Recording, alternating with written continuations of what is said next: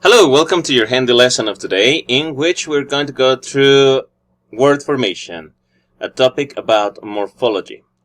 Okay, so let us start. The contents that we're going to follow are parts of a speech, affixes, and word formation techniques.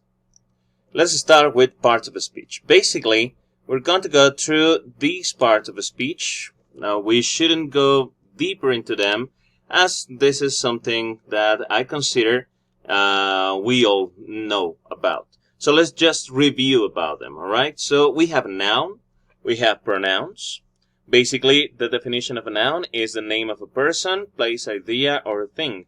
A pronoun that substitutes the noun, the place of a noun. A verb which expresses action or being.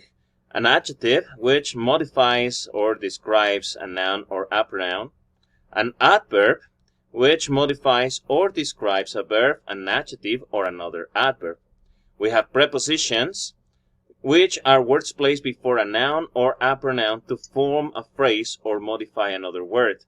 Conjunctions, then, are words that join other words, phrases, or clauses. Interjections are those words which actually help us to express any kind of emotion. And finally, we have determiners. Determiners are words placed in front of a noun that make it clear what the noun refers to.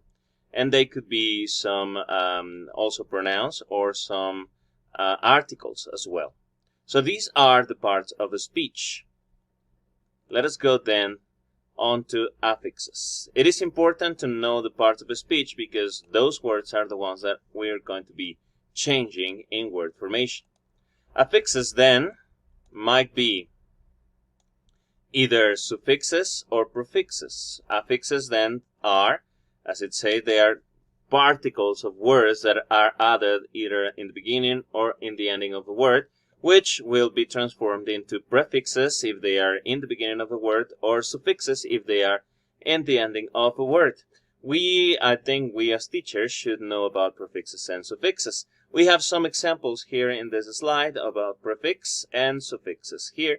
And also I'm showing you this image stating what affixes are. Prefix, when we put it in the beginning, or a suffix, where we put it in the ending, right? So to the word pass, we make it impasse or impassable or passable. So the prefix or the suffix will give a different meaning or will transform the part of a speech that the word is into a new one.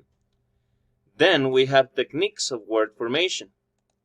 The first one is compounding. Okay, in English grammar we have, this is the most common way of word formation because we compound words, right? So it is the process of combining two words. It says free morphemes. We do not change the morphemes, just one word and the other word just the way they are, and we put them together to create a new word. We have different forms of compounding here. So we have open form compound words, which could be like full moon, living room, washing machine. These type of words, they are open form compound words. We have closed, which means they are written as one word only, like windfall, baseball, worldwide. Those are compounding, but they are only one word. And we have the hyphenated forms of compounding, which are such as these examples here, able-bodied, runner-up, or the ones that we have for family members, just such as mother-in-law or brother-in-law, which are hyphenated nouns. We can also have compound verbs, as we also know them as phrasal verbs, some of them, and compound adjectives, compound nouns as well. So this is the most common way of word formation is compounding. We have then clipping. All right, clipping, it says here in morphology, clipping is the process of forming a new word by dropping one or more syllables from a polysyllabic word, such as cell phone, from cellular phone. It comes from what we can also call cell, right? Cell phone. We have some examples here. From professor, we have prof. Gymnasium, which will be like the complete word, we call it gym. And just these words here are examples of clipping words. Okay, now let's go on to the next one. Blending is the action of putting one word and another word and putting together, combine them, merging them in order to create a new word. Words such as motel, which is the blending between motorist, hotel, then it becomes motel. Modem, as it says here, is modulator and demodulator, then it becomes modem. The telecast is the combination between television and broadcast, right? Smash is the combination between smack and mash. And just like that, there are many examples here. All right, one curious data is that blending is also called portmanteau, which is a word coined by Lewis Carroll in his book Through the Looking Glass.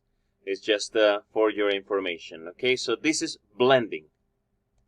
The next word formation technique is an acronym. We know words such as laser or scuba for scuba diving, and we usually use those words and we believe they are like normal words.